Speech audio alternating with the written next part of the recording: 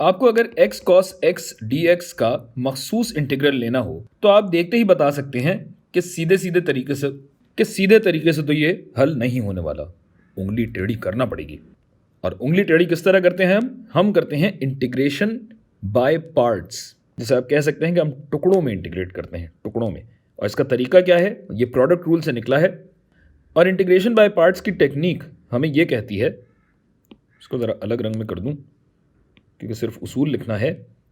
ये टेक्निक ये कहती है कि भाई कोई भी अगर आपको इंटीग्रल लेना हो जिसमें एक फंक्शन हो और ये फंक्शन ज़रब दिया जा रहा हो दूसरे फंक्शन के डेरिवेटिव से, जिनको लग रहा मस्सा निकल आया इसका, बहरहाल, और इसको हम x के एतबार से अगर इंटीग्रेट करना चाहें तो इसका इंटीग्रल बनता है f of x g of x minus integral f dash x g of x dx। अच्छा, तो अब यहां आप देख सकते हैं कि ये दो फंक्शन मौजूद हैं, तो ये फंक्शन भी तो किसी का डेरिवेटिव हो सकता है या ये भी किसी का डेरिवेटिव हो सकता है। इसी तरह इन दोनों फंक्शंस के अलग अलग जुदा जुदा डेरिवेटिव निकाले जा सकते हैं। तो इसमें से f ऑफ x हम किसे लें, g ऑफ x किसे लें, g डैश किसे लें, f डैश किसे लें, तो इसके लिए उसूल ये कहता है, खैर उसूल तो नहीं कहता, मैं आपको सिखा रहा हूं कि इसको आसान ऐसे किया जा सकता है कि भाई जो f ऑफ x है आप ऐसे फंक्शन को लें जिसका डेरिवेटिव लेने से हमारा काम सहल हो जाए। तसहील के हिसाब से जो बेहतर आपको लगे उस वाले फंक्शन को आप f ऑफ x ले लीजिए, ठीक है। और g डैश किसे लें कि जिसको अगर इंटीग्रेट किया जाए तो इंटीग्रेशन थोड़ी सी कम पेचीदा होनी चाहिए। तो कम पेचीदगी जहां आपको निकले, इतने सारे नुक्ते और इतने सारे शोशे, अब आप ही अंदाज़ा लगा लें क्या सही होगा क्या गलत होगा। मैं इसमें नहीं पढ़ रहा, मैं तो मैथ पढ़ा रहा हूँ। अच्छा भाई, तो अब देखिए f ऑफ x अगर हम x को लेते हैं तो x का डेरिवेटिव तो एक आता है, इससे ज़्यादा सहल क्या होगा भाई।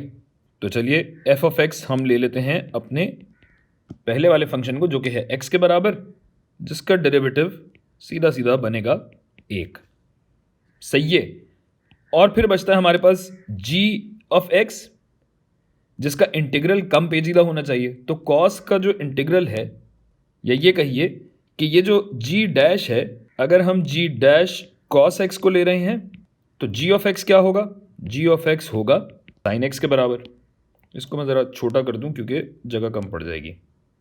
तो चलिए अब हम इंटीग्रेशन बाय पार्ट्स ज़रा करके देख लेते हैं, जो कि कुछ ऐसी बनेगी कि f ऑफ x जो कि है हमारा x ज़रब g dash of x करना था, तो g डैश हमने लिया है cos x ज़रब g of x जो कि है हमारा sin x, ये हरे में है लिख लेते हैं x sin x। इसमें से आपको माइनस करना होगा इंटीग्रल किसका, f डैश ऑफ x जो कि है एक ज़रब g ऑफ x जो कि है आपका sin x, ये हरे में।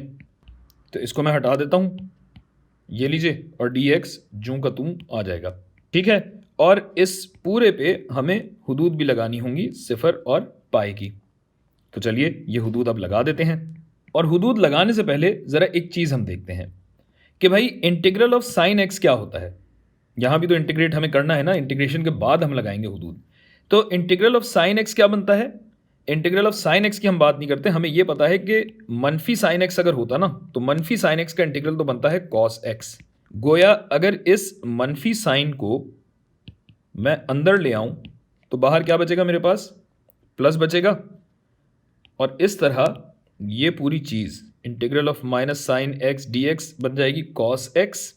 अब आप हुदूद डालिए, ये हो जाएगा पाई साइन पाई जमा कॉस पाई, जिसमें से हम निकालेंगे सिफर साइन सिफर जमा कॉस सिफर।